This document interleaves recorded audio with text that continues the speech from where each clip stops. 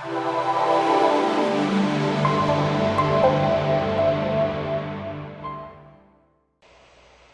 right, good.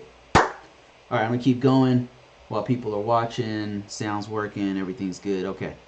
All right, next thing I want to talk about is what's going on with TikTok. What is going on with TikTok? So that is a good question. I don't know if you guys know what's going on with TikTok?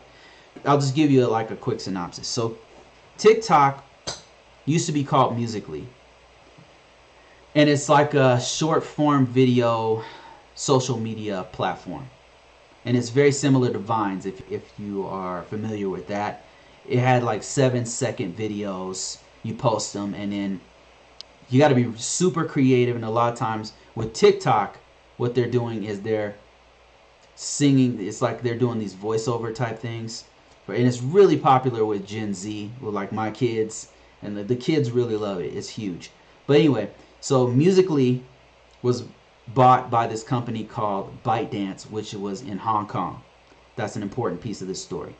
ByteDance is now, they renamed it TikTok, and they rebranded it, and it's now one of the largest video platforms, really one of the largest social media platforms on the internet right now. It's huge. But what's happened is people are concerned because it's a Chinese company, that China has a back door or can just extract any information from any company that it owns.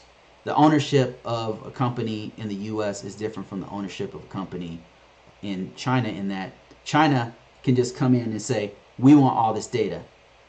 And in that way, it's also similar, which I'll talk about, to the US. There's some differences though. Okay, so here's the issue. If a company is subject to Chinese law, in that they can just say, hey, give us all the information on Bruce Brown, all that, and we want all of it, because we want to know where Bruce Brown lives. We want to know what's going on with Bruce Brown. He said some stuff about the CCP. We're not happy with it. We need to go talk to him. Give us all of his information. So a Chinese company is obligated to give that information to the government. Now what's happened is, whenever people have come up and said, hey, ByteDance, people who own TikTok, why should anybody use your product if we know privacy is a concern? And ByteDance's response in the past has been, we don't give our information to the Chinese government. We're in Hong Kong. We don't give our information, our users' information, period. We don't. We're safe. They have a CEO of a U.S. citizen CEO who used to be the CEO of Walt Disney or something like that. And he's the one saying, no, privacy is not an issue. But now, since China recently basically took over Hong Kong, they can no longer say that we are not going to give our information to China, because China literally wrote in a law, a national security law, stating that, yea, verily, anybody, any company, any person, any citizen is completely subject to the laws of mainland China, of Beijing, and that's it. That's the end of it. TikTok's response has been recently, like as of 2 days ago, moved out of Hong Kong, and that's all the information I have so far.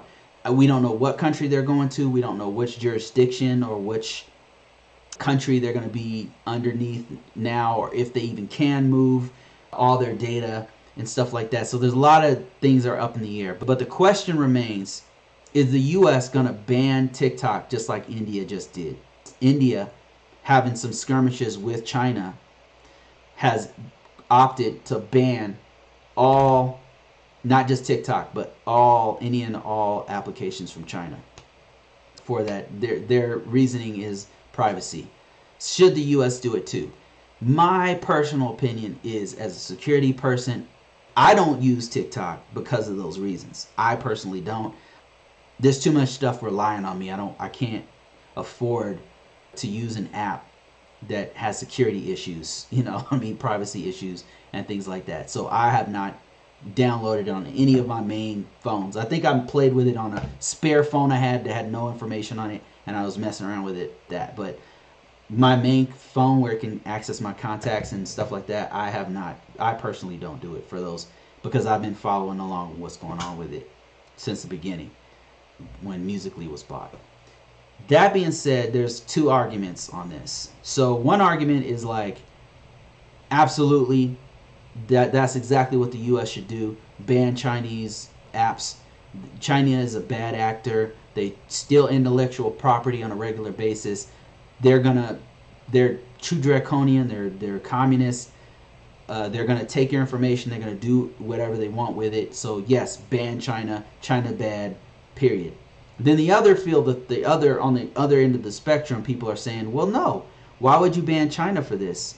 China. Why would you ban Chinese apps for this when Google, Facebook, Twitter, they all pretty much do the same thing? They grab your information. They're pretty frivolous with your information. So why are you okay with U.S. doing this with the Patriot Act, but you're not okay with the Chinese doing the same thing for their country? So no, leave it be. Let me put my stuff out there. It's freedom of speech. I should be able to put my information wherever I want, and don't ban it, right? So on one side, ban it. On the other side, don't ban it. Me, I don't think that they should ban it. I think they should educate people and say, listen, put stuff out there at your own risk.